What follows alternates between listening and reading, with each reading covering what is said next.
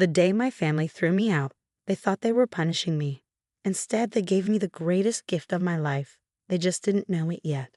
200 acres of worthless Texas dirt. My brother Thomas sneered, tossing the deed at me across our father's mahogany desk. Enjoy your inheritance, little sister. Hope you like cactus and rattlesnakes. I'm Emma Carter, and this is how my family's attempt to destroy me made me a millionaire. The Carter family had been Texas royalty for 3 generations. Oil money, old money, the kind of wealth that made people forget my grandfather started as a roughneck on someone else's rig. But now, watching my father sign away my trust fund with steady strokes of his Mont Blanc pen, you'd think we'd always been aristocrats. You've made your choice, Emma, he said, not bothering to look at me. If you won't follow the family plan, you can make your own way. The family plan. Such a simple phrase for such suffocating expectations. Marriage to Bradley Wilson. Merger of our oil companies through holy matrimony. Production of suitable heirs to continue the dynasty. The fact that Bradley was an arrogant, cheating bastard apparently didn't matter. Dad, please, I tried one last time. Bradley's been sleeping with half of Houston. The merger can happen without the marriage. Enough. His fist crashed onto the desk. A few indiscretions are nothing compared to family duty, but you've made your choice. The trust fund goes to Thomas. You get your grandfather's worthless plot out in West Texas, the land he was too stubborn to sell. My mother sat in the corner, martini in hand at 10 a.m., carefully studying her manicure. Really, Emma, you're being dramatic. Bradley's a good match. Every family has its arrangements. I looked at them, my father with his cold eyes, my mother in her perfect Channel suit, Thomas smirking like he'd just won the lottery. In a way, he had. My trust fund would have been worth millions. Fine, I said, picking up the deed.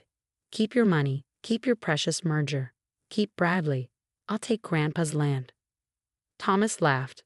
Good luck surviving on rocks and dust. Maybe you can eat the tumbleweeds. I walked out of that office with nothing but a piece of paper, my college degree, and the keys to my paid-off Jeep. They'd already frozen my credit cards and bank accounts. By sunset, they expected me to come crawling back, begging forgiveness, ready to marry Bradley and play my part. They didn't know me at all. 3 hours later, I pulled up to a rusty gate marking the entrance to my new property. The land stretched to the horizon, nothing but scrub brush and mesquite trees as far as I could see. A small cabin, weathered but solid, stood about half a mile from the gate. This was where my grandfather had spent his last years. Everyone said he'd gone crazy, refusing million-dollar offers for this worthless plot. The family wrote it off as the stubborn pride of an old man who couldn't accept that his little piece of Texas had no value. The cabin's key was right where Grandpa had told me it would be, years ago, in one of our secret conversations, under a fake rock by the back door, along with a letter addressed to me. Dear Emma, if you're reading this, you've probably done something the family doesn't approve of. Good for you. The Carters forgot where they came from, but you've got the real oil in your veins. Grit, determination, and smarts. This land isn't what they think. I've left everything you need to know in my study. The combination to the safe is your birthday. Trust yourself, little wildcat. Love, Grandpa. I felt tears prick my eyes.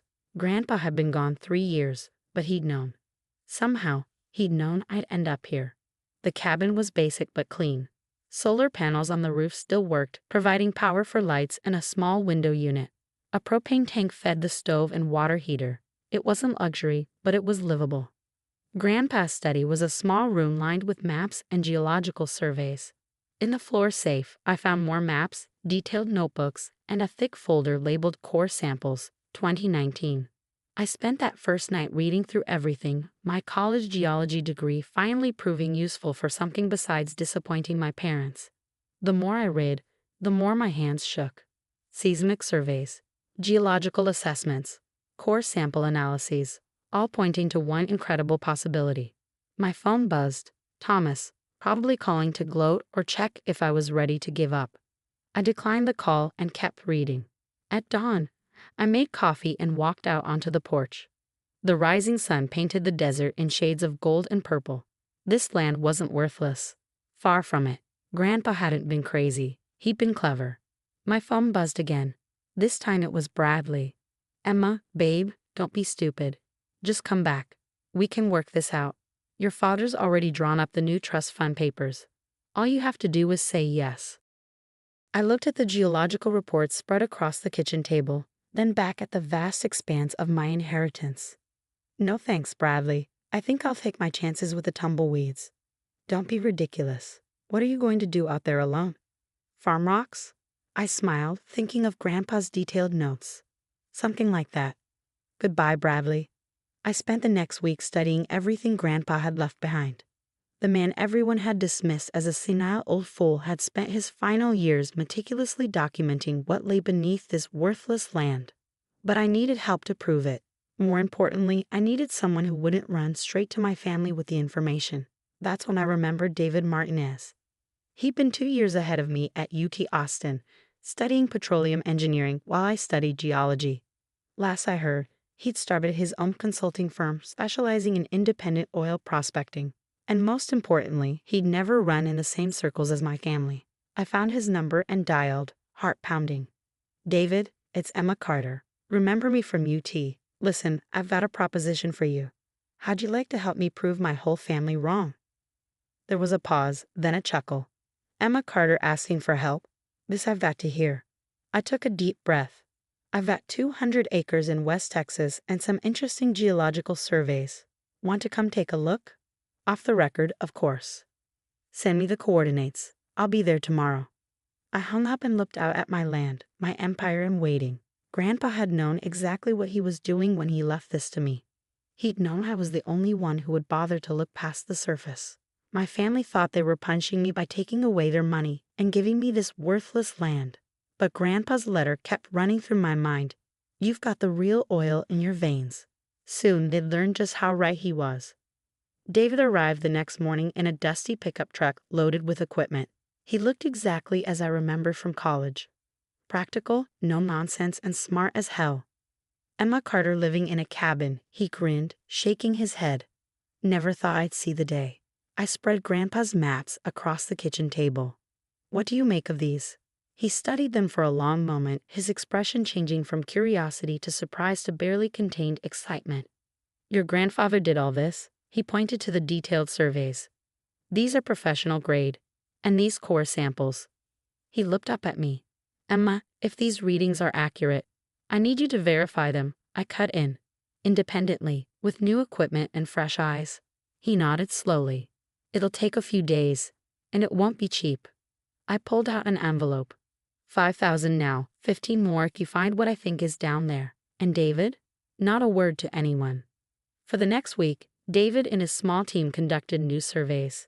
They brought in ground-penetrating radar, took fresh core samples, ran comprehensive tests. I watched them work, my heart pounding every time they exchanged significant looks or whispered conversations. Finally, David called me out to their mobile lab. You might want to sit down, he said, pulling up complex diagrams on his laptop. Your grandfather wasn't just right, he was more right than he probably knew. The technical terms washed over me. Porosity ratings, pressure tests, depth calculations. But the bottom line was clear. We were sitting on top of one of the largest untapped oil deposits in West Texas. Conservative estimate? David looked me in the eye. About 300 million barrels. Could be more, much more. I gripped the edge of the table. At current prices, that meant roughly $24 billion, David said quietly, reading my mind. Give or take $1 billion. My phone buzzed. Thomas again. I've been ignoring calls from my family all week. This time I answered. Finally given up on your little camping trip, he sneered. Actually, I'm rather enjoying it. How's the merger going? He paused. What do you know about the merger? Only what everyone knows. Bradley's company is over-leveraged, desperately needs cash flow. Dad's company has the cash but needs new drilling rights. Match made in heaven, right? Just come home, Emma. This rebellion has gone on long enough. I looked at David's laptop screen, at the billions of dollars mapped out in neat geological surveys. Sorry, Thomas. I'm a bit busy with my worthless dirt. Good luck with Bradley. The next month was a blur of activity. David helped me incorporate my own company, Wild Tomcat Energy, named after Grandpa's nickname for me.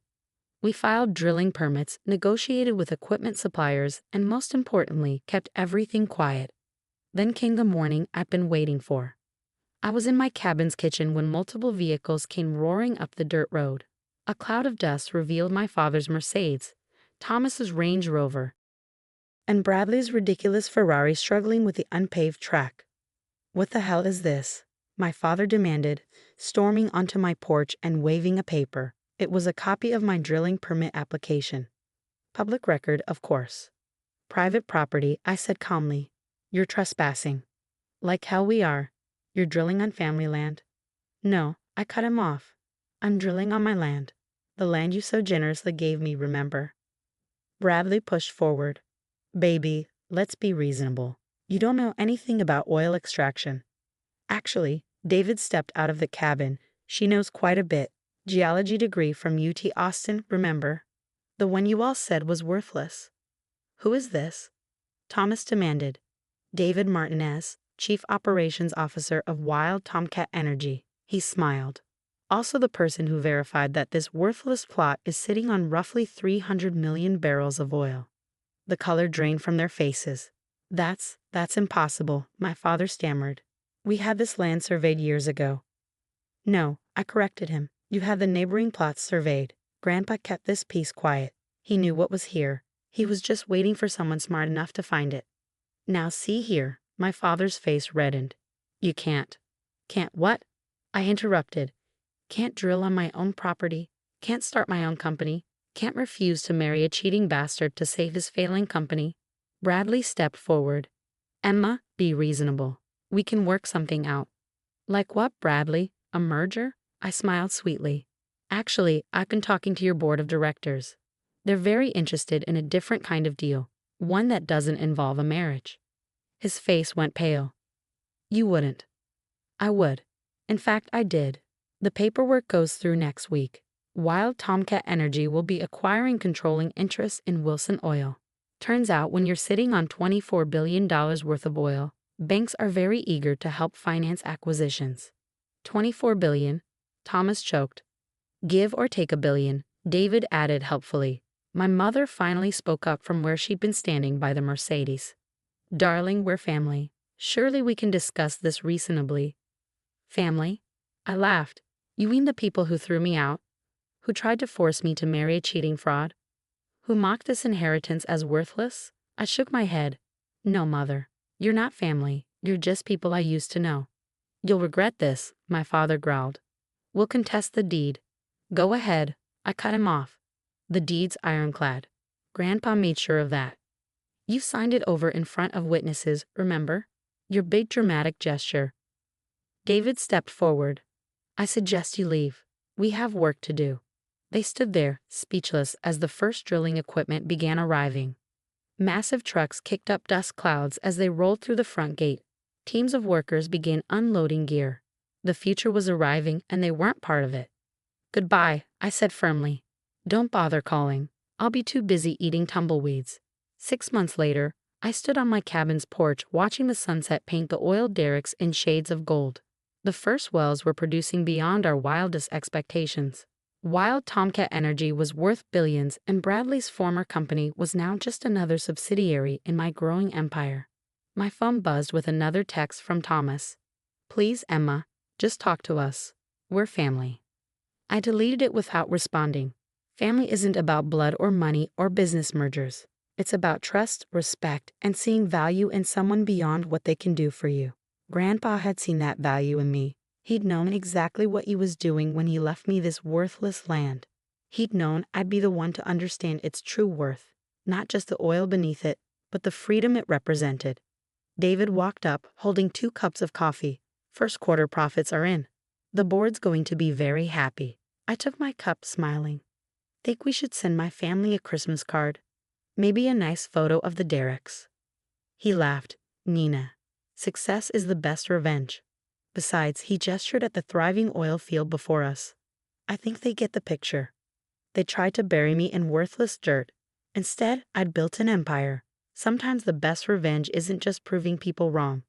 It's proving yourself right." I sipped my coffee and watched my derricks pump away, each stroke bringing up not just oil, but vindication. The land wasn't worthless after all, and neither was I.